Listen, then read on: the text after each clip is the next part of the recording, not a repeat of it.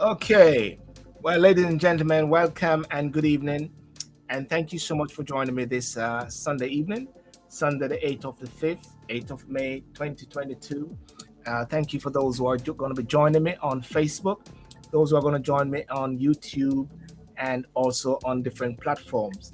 I want to thank you so much for joining. And of course, today is Mother's Day. Of course, in the UK, Mother's Day is not today, but in Jamaica and the rest of the world, it is Mother's Day. So I want to take this opportunity to wish all the mothers in the world, and even here, and my mother in Jamaica as well, in straight out of Ochi, happy Mother's Day. And thank you so much for joining. Well, tonight I've got a very interesting show because I always try to have interesting shows which are empowering, shows which are informational, edutainment, as they'll say, and shows which are deep and not just superficial in a way. And tonight, the discussion is going to be around sugar.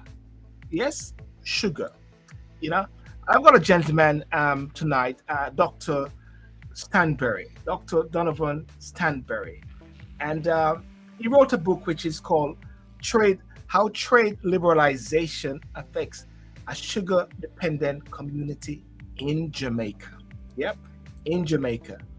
And Dr. Stanberry is a registrar of the University of the West Indies, Mona, since August 2019. In November 2004, he was appointed permanent secretary in the Ministry of Land and Environment, from where he was transferred to the Ministry of Agriculture and Lands in April 2006 as permanent secretary.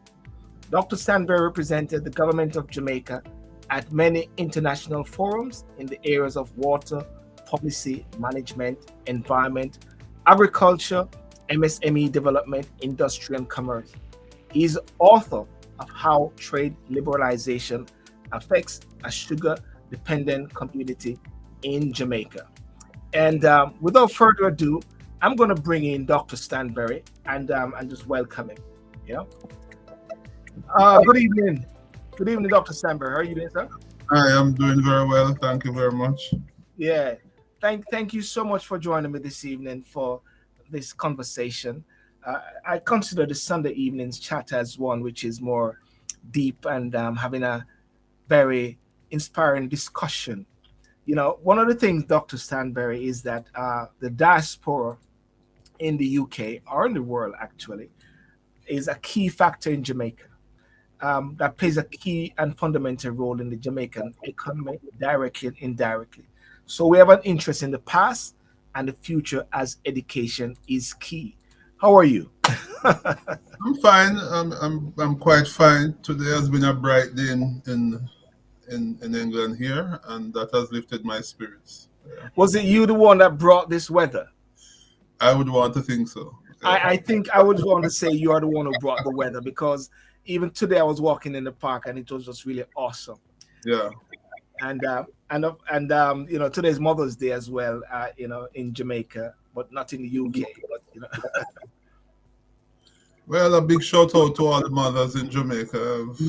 I've done my rounds already. You know, your rounds already. It's just mid-morning in Jamaica there about now. Yes. Probably about 3 o'clock mid-afternoon. Yeah. Yes. It's 3 o'clock now. It's a 6 hour difference. It's 3 o'clock Jamaica time.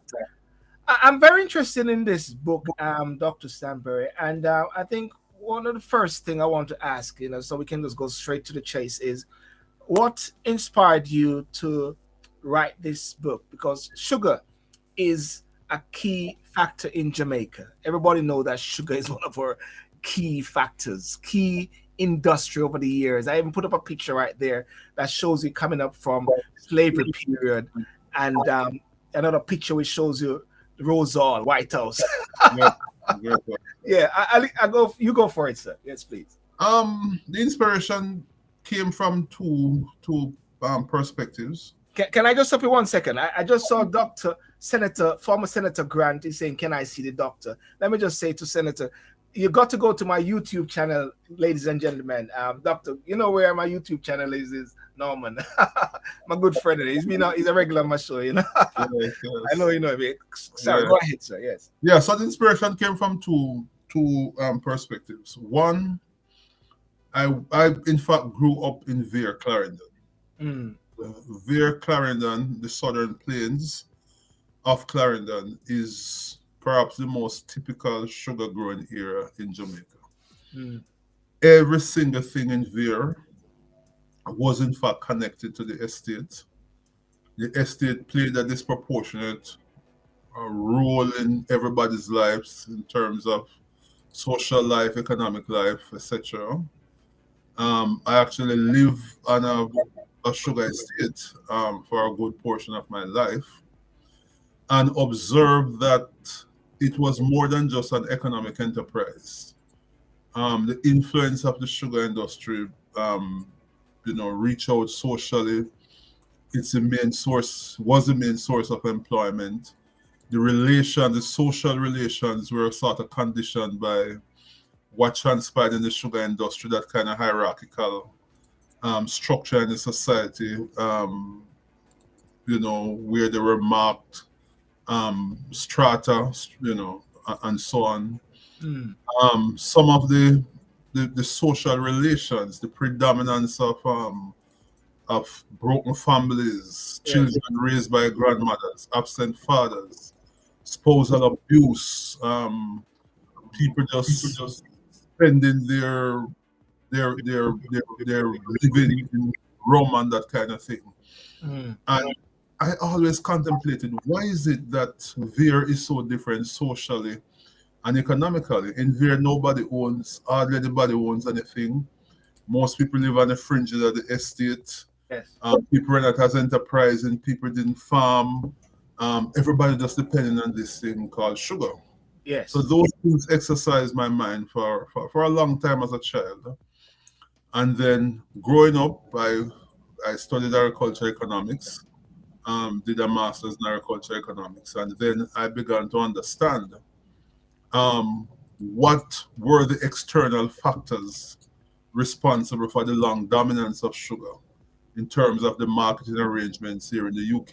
And this book should be very interesting to all the diaspora people in the UK, because it was the preferential markets where we used to get 3 times the price, the world market price of sugar. That is really what bolstered the industry for so long. Yes. And then when that was being withdrawn now, as a result of trade liberalization, since the early 2000s, then we began to see the impact.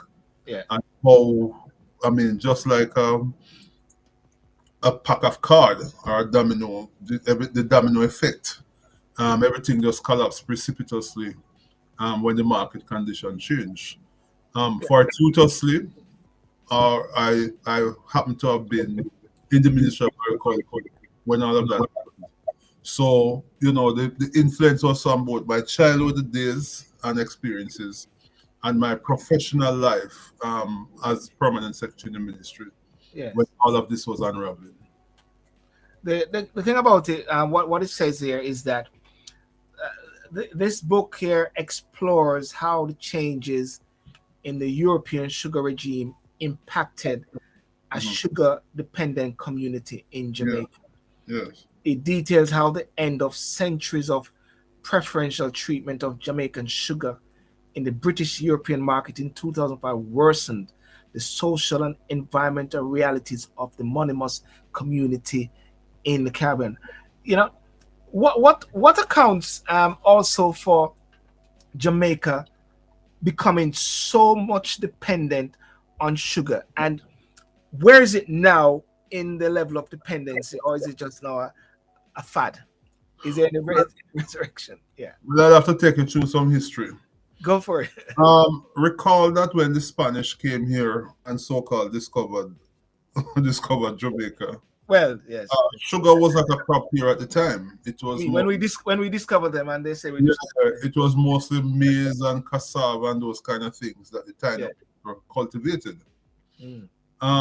The Spanish did not effectively occupy Jamaica because there was no gold. Mm. So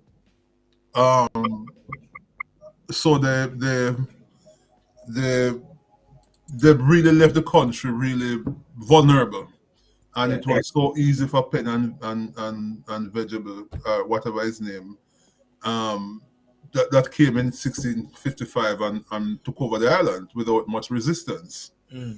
The English realized though that at the time sugar was becoming a big thing. If you read a guy called Mitz, for instance, he spoke eloquently about sugar being a luxury product in Europe, and because of the African slave trade, the English realized that they could grow sugar in the West Indies to satisfy an almost insatiable thirst for sugar here in Britain. Yes. And that is how sugar was migrated from the Canary Islands, the Spanish Canary Islands, into Jamaica in the mid 17th century. And it was planted as an exclusive crop solely for the purpose of being exported to Europe. And everything in the colony of Jamaica and Barbados and all of those sugar countries were really circling around sugar. It was everything related to sugar. So the planters and those guys who had money in Britain, they would invest in the West Indies. Many of them were absentee landowners. They had their people, they were running for them. And all the wealth from the sugar was expropriated here in London. Yeah. And the slaves that came from West Africa under very arduous conditions, they had to provide all the labor. They got nothing from it.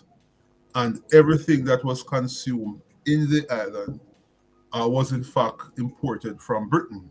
And the whole thing was bolstered and maintained by what we call mercantilism. Yes. In other words, the French could not supply goods to an English colony. And when the sugar came from the West Indies, they couldn't go to a Dutch or a French colony. It had to come straight here. So that is how we developed. Jamaica was really, the only purpose Jamaica had at the time was to produce sugar for Europe. And it generated tremendous wealth. I mean, I was fortunate to have been in Edinburgh last week. Here in London, if you go around, these cities were built by sugar money.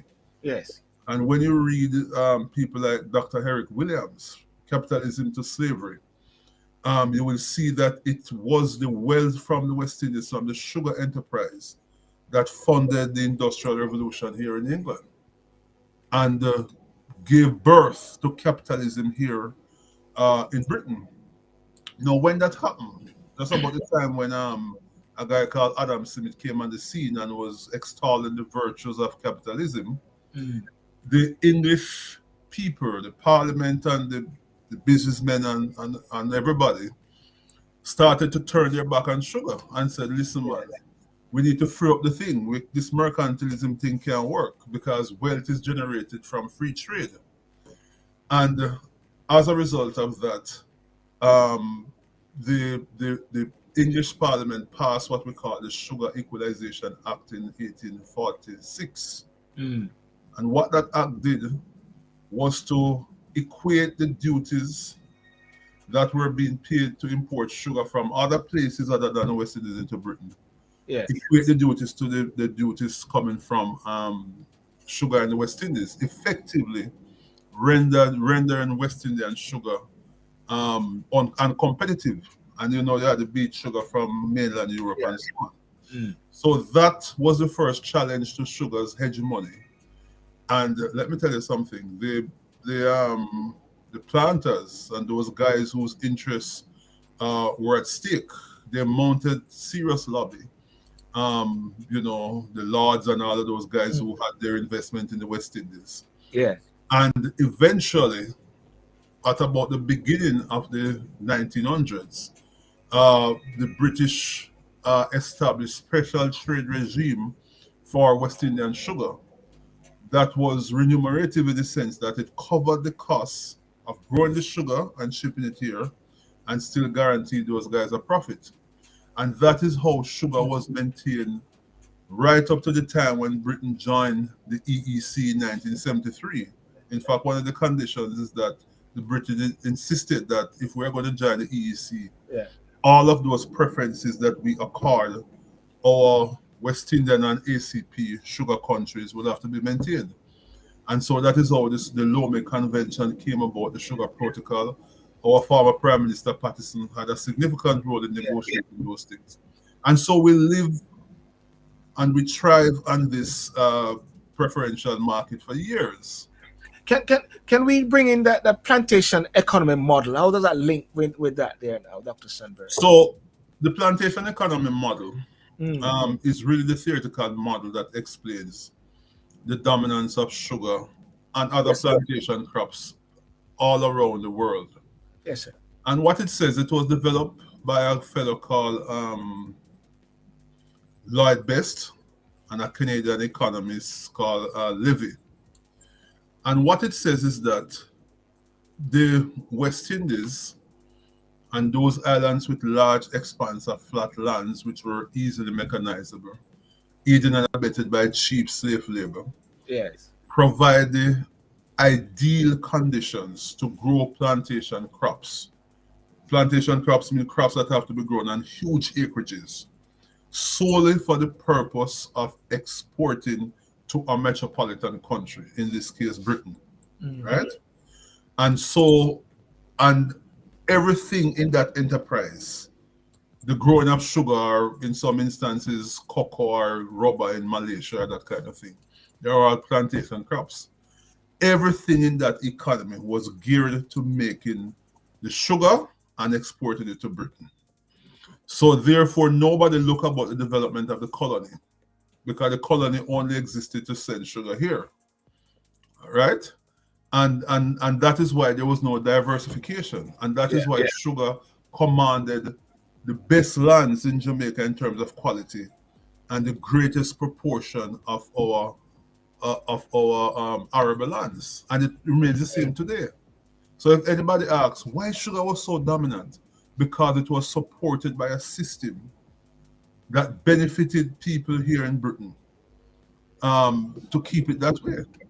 It, it's interesting what you say, because as you know, and you've been abreast of the recent developments whereby statues are being torn down, the injustices, the reparation, and all those sort of things, is saying that the UK was built on the back of slaves, and of course, when slavery was abolished, the, the rich slaves, or the rich Africans, in the sense of their their life. I'm not. I don't want to say the poor Africans or the poor slaves, but they didn't get anything. But the wealthy or the rich man or the British, they were paid off a lot. I hear Cliff Hughes from recently, when William came to Jamaica, he said, you're not welcome, because you guys benefit so much from us and gave us nothing back. And it's the same thing which is happening, isn't it? And that's what clearly sugar. And you are making the case of reparation, which I believe is a just cause. It's not something emotional. Yes. I think we were robbed so many things. I want to tell you two things about this sugar thing, you see? Because many people think that is just an economic thing, but it has a cultural and a social dimension. When you look at people like Thompson and Wagley and those people who studied this plantation economy, they will tell you that it is not just about digging out all the wealth from a colony and sending it to a metropolitan country. Yes, sir. It also formed the basis of our social relations. Yes. Weak societies, weak communities, where men are, I want to use the appropriate word to be politically correct, where men don't stand up to their responsibilities. Families that are headed by women and grandmothers, because, in slavery, the men were taken away to do the hardest job, and it mess up families, right? I tell you something, that in the heydays of sugar in Jamaica, in the post-war period, people like my grandfather would leave all over there. Yes.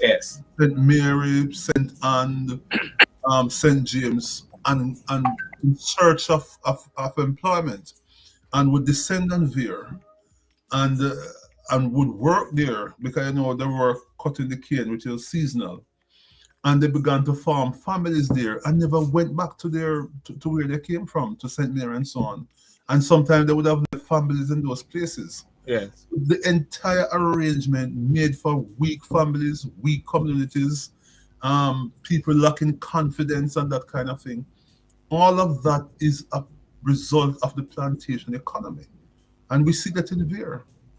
And unfortunately, even when we had independence, and this year we are 60 years, and this is not to criticize any particular government, PNP or JLP, this is just a general statement. Those who took control of our destiny when we got independence did not do sufficient, in my view, to change the paradigm. Right? Yes. Okay? They didn't do sufficient because the economy was never sufficiently diversified, because we relied on this huge high prices in the EU, in Britain for our sugar. And then we turn around and buy cheap world market sugar to give our own people. You know, We thought that was okay. I just saw Norman Grant just mention the point that you just alluded to. Our governments over the years are not serious.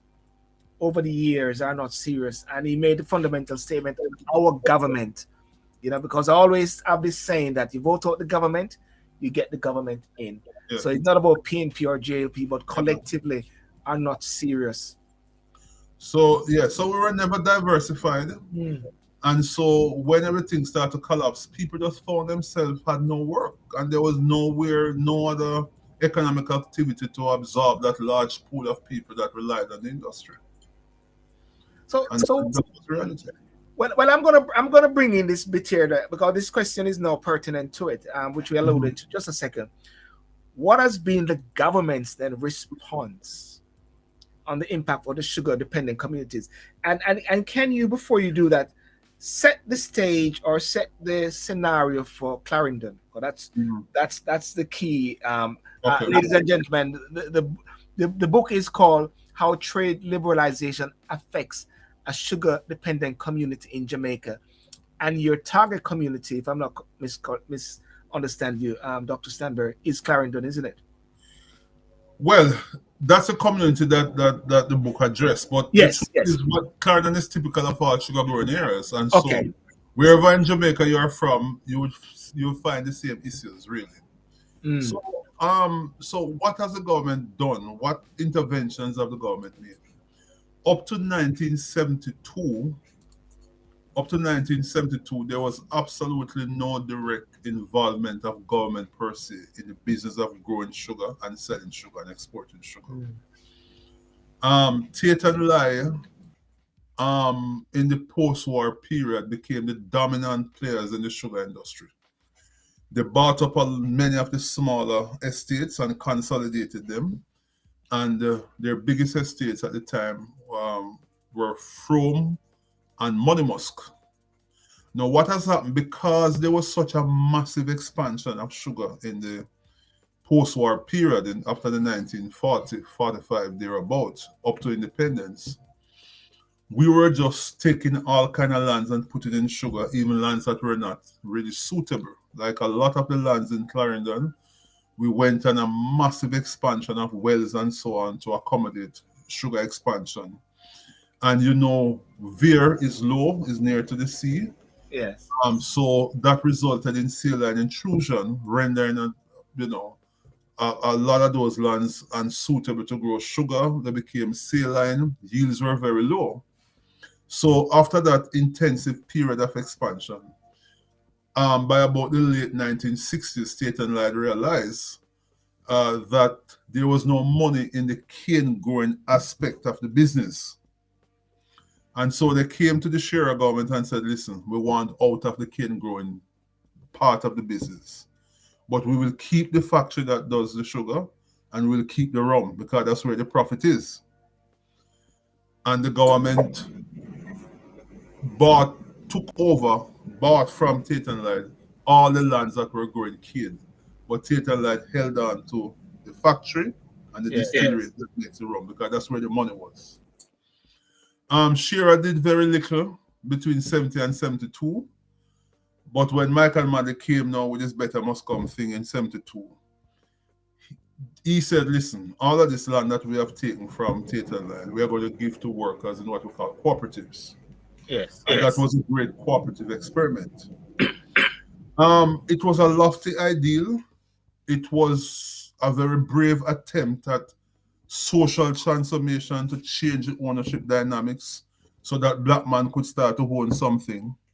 But frankly speaking, it was poorly executed. For one, if Tate and Lyle could not make money from the cane growing part of the thing, how you expect black man to come and make it? With appropriate irrigation and so on and so forth. So we gave the sugar lands to the farmers. And it failed because the lands were not very productive. They didn't get the promised irrigation systems and so on and so forth. And the cooperative experiment failed. By the time Mr. Sierra came to power in 1980, by 81, they disbanded the cooperatives and formed a company called National Sugar and asked the same Tate and Lyle to come back, Booker T, to come and manage the thing for us, and we paid them. So that was the first intervention. It was an attempt at transformation, but it failed because the government did not give the cooperative the kind of support it required to make money, right? And then now the government became the major player because all the liquor factories were failing left, right, and center. And government consolidated all of those failing sugar factories into the National Sugar, a company called National Sugar, and was running it for many years. By 1994, the Patterson administration decided that they would divest the government interests in sugar. Because, you know, Mr. Maddy came back in 89 as a capitalist, you know, talking about divestment and deregulation and all that kind of thing. So within that framework, they divested the sugar industry in 94. A consortium of some local people bought it. And by 1998, they realized they couldn't make money from it. So they handed it back over to the government with a $4 billion debt that the government had taken on. So government was struggling with it until it takes us now to the heart of the book. While all of that was happening, recall that I said before that the sugar industry was being bolstered by these exceptionally high prices that were paid in the EU for our sugar. But that arrangement was only for ACP sugar countries, Africa, Caribbean, and Pacific. But the largest set of sugar producers in the third world were not ACP people. Brazil, for instance, Cuba, for instance, Dominican Republic, for instance, Australia.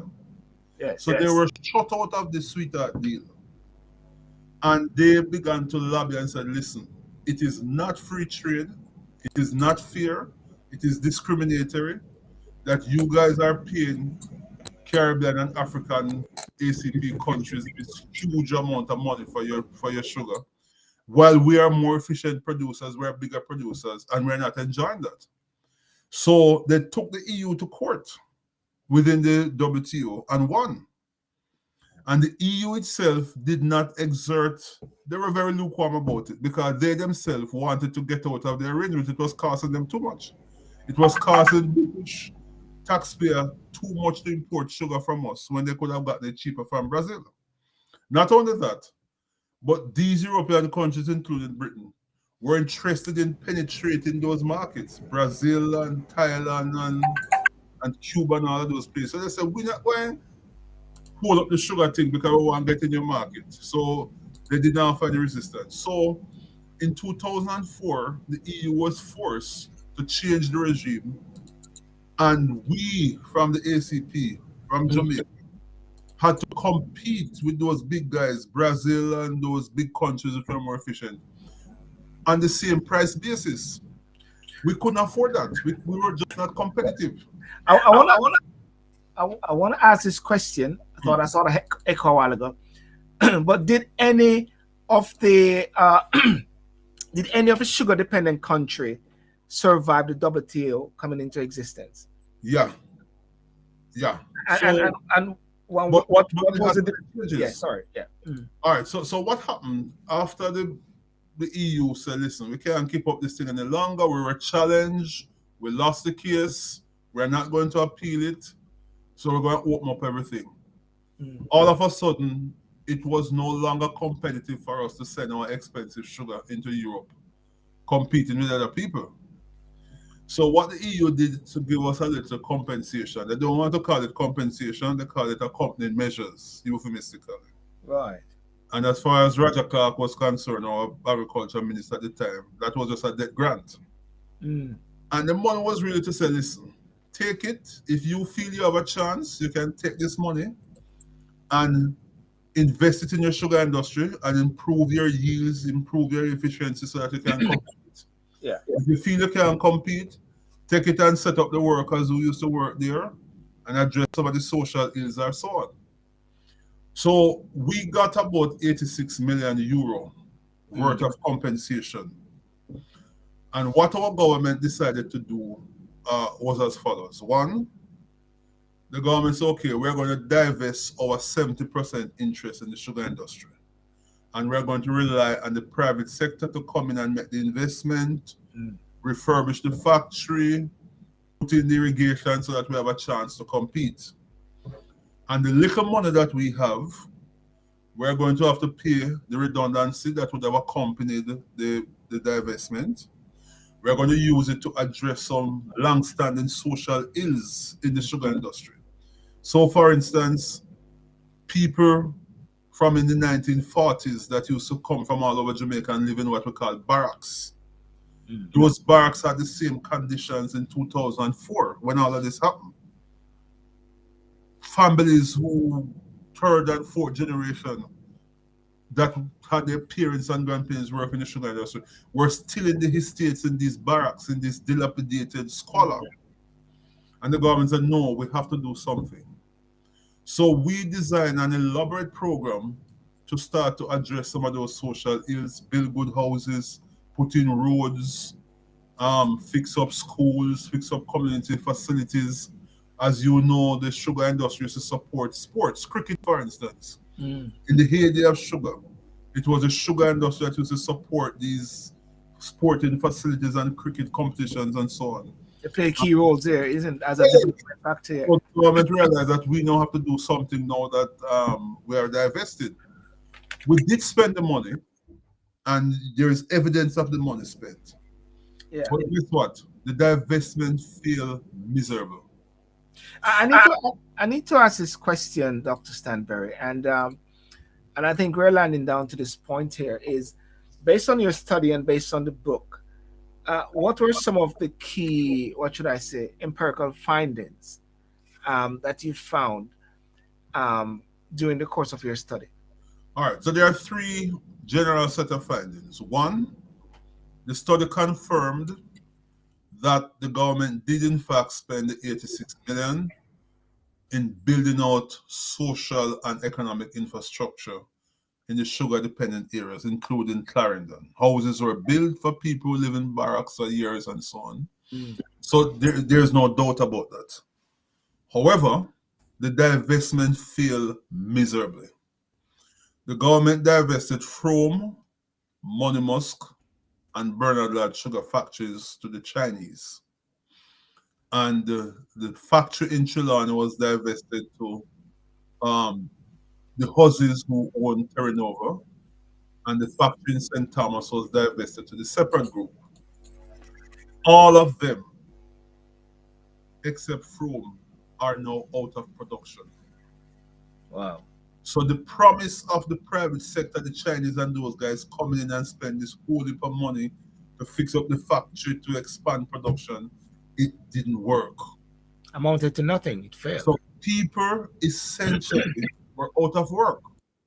So what the study shows is that even though the government built some houses and fix up some roads, when you survey those people who were made redundant, people who depended on the industry, they told us that their life were worse off. They were worse off economically.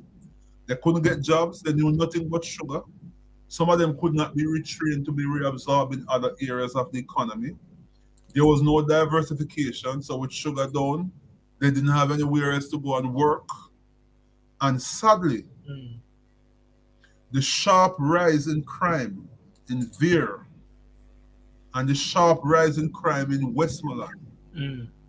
and the rise in the lotto scamming and that kind of thing is directly related to the massive economic fall that has caused that resulted from the failure of the divestment. There's no two ways about that. Commissioners of police alluded to it. The ministers of national security alluded to it. Because when you withdraw employment from somebody and Yes. people are left idle, then people start to engage in all kind of nefarious activities, and that's what it is. Yeah. I tell you what, this is very interesting and very enlightening as to what you're saying, because it seems that there have been many studies and many ways forward and many actions as what we should do. Is your book, sir, going to be another book with key findings that is going to be placed upon other books or other studies without being impacted or used? Because I'm sure you didn't spend all that time for it to just become another one, another doctor, another Jamaican are great people. They do great things. What is it that you want to achieve from this, Dr. Stanberry? Well, you have hit the nail on the head.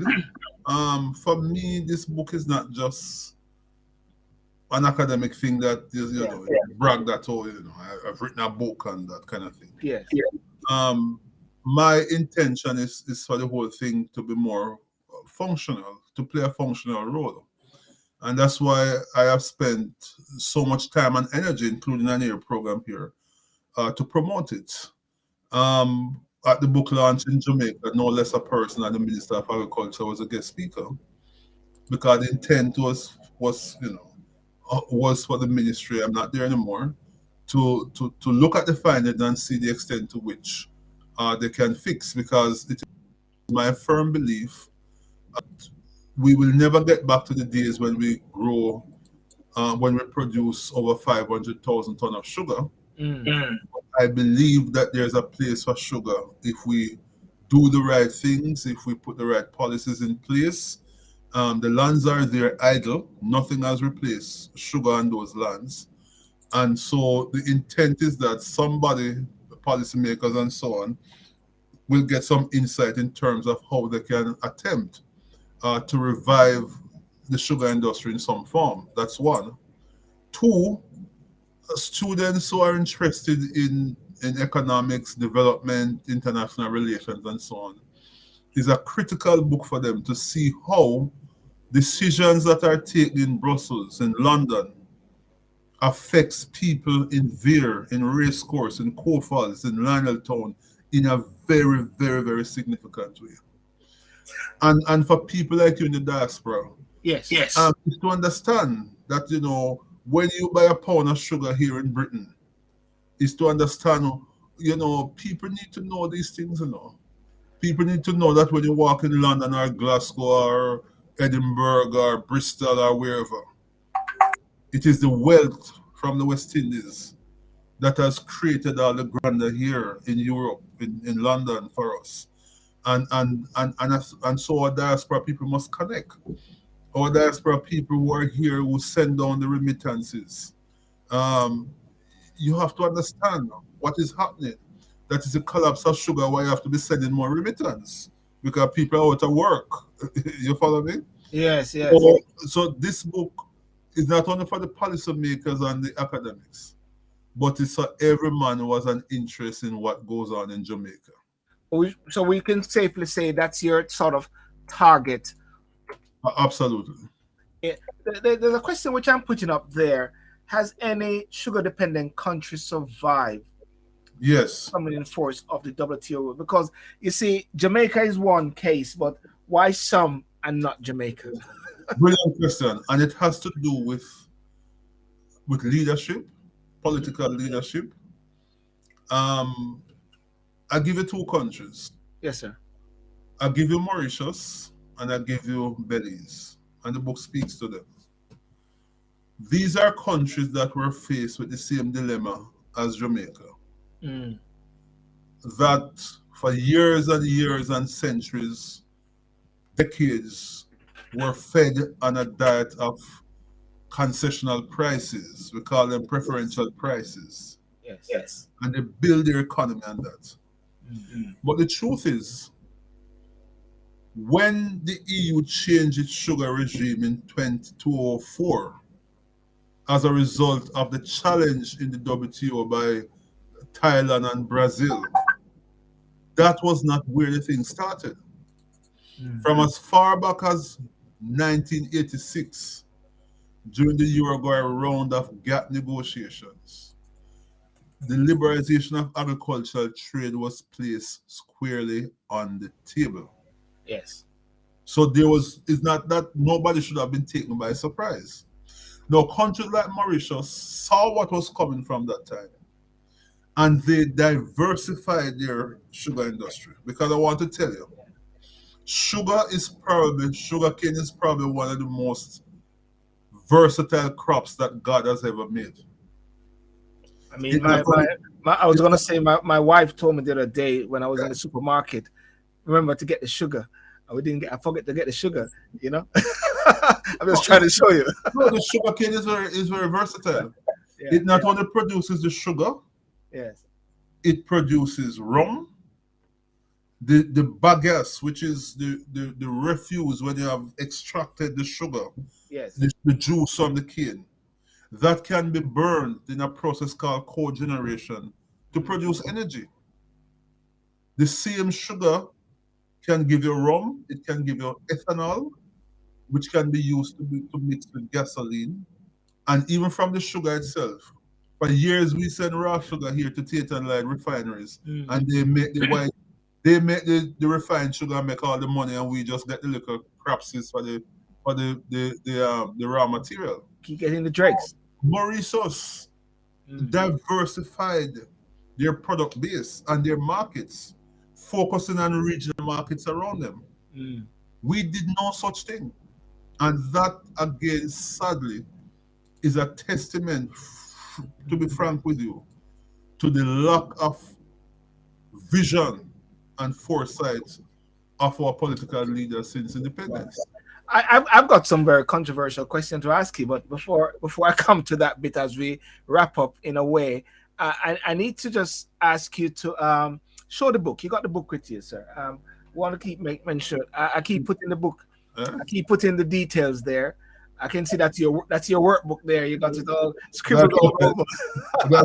That's right. If you lift it up a bit more, and ladies and gentlemen, there's the book there, How Trade Liberalization Affects a Sugar-Dependent Community in Jamaica. It's a book which is good for students, those persons within the diaspora wanting to know about the history of Jamaica. To get the book as well, you can go straight on Amazon. Let me put that details there. You can get it from Amazon, and you can email Dr. Stanberry also, because I noticed that you were at the Jamaica High Commission. I just put that bit up there. Yes. You had a launch. You had what you had there on the 26th of April. Yeah. It was a book launch, and I felt it was important because Britain was a destination of our sugar exports rather, for years. And I think that particularly our diaspora people need to make that connection. I don't want to be controversial, but I want our diaspora people to walk with their heads tall in Britain. Yes. Our wealth created this country and make it matter. That's wealth from the West Indies is what built capitalism and industrialization here in Britain. And we have to make that connection. I will have to use this as a soundbite, because one of the key things which is very fundamental at time, I say to people sometimes when I did a little tour and took some people down to House of Commons when I was doing this project with Operation Black Vote, is to say to young black children, youths, own this place as well. Don't just see it as, because you played a part, or our ancestors played a part. And I want to tell you something, Silborn. I mean, just this week I was watching the television right here in right here in Britain. And I was amazed. It was quite coincidental because there is no commodity that has transformed consumption and people's taste pattern than sugar. I mean, the gentleman that spoke at my book launch he related a story that his father told him that the first time he tasted sugar was such a transformative moment in his life. Was that Professor Jacob? Yeah, there is nothing that has transformed diets. I mean, because sugar was very scarce before the explosion of sugar production in the West Indies. It was a rare commodity. It was considered a luxury. Yes. What West Indies sugar production did sort of popularize sugar and place it in the mainstream diet of the proletariat. And that was a major transformation in terms of people consumption pattern. Sugar was a big thing. Yes.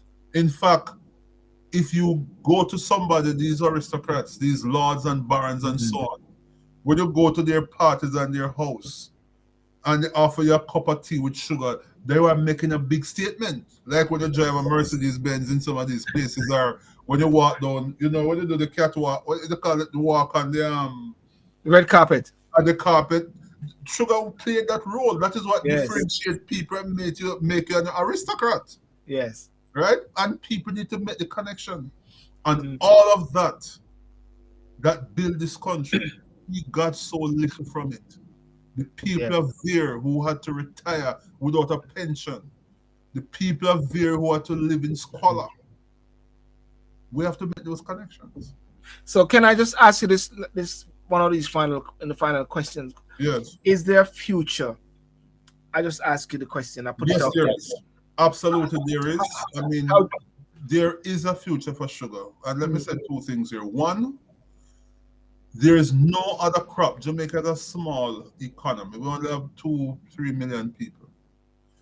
There is no other crop that can absorb and occupy effectively those huge acreages that have been left by the collapse of sugar in Vera. We're talking about 40,000 acres of land. Senator Grant is on. He was the president of the Jamaica Agricultural Society. And I'm sure Senator Grant will agree that if anybody gets up tomorrow morning and plant 20 acres of tomato, in 3 months when that tomato comes to fruition, we have a glut. Our market is too small to absorb it. Yes. So in a sense, you really need that kind of industrial crop to occupy those acreages and provide employment to people. But we don't have to do it as a loss maker. Sugar is versatile enough. And if we exploit the energy potential of the sugar cane, we can make money as Mauritius is now doing. Yes, yes. Right? We can have make a greater contribution to our energy consumption through the electricity from bagasse. We have an E10 mandate in Jamaica. That means 10% of gasoline is mixed with ethanol. Where does that ethanol come from? Every drop of it comes from Brazil. Wow. While we have 40,000 acres of land languishing in Jamaica and idle hands.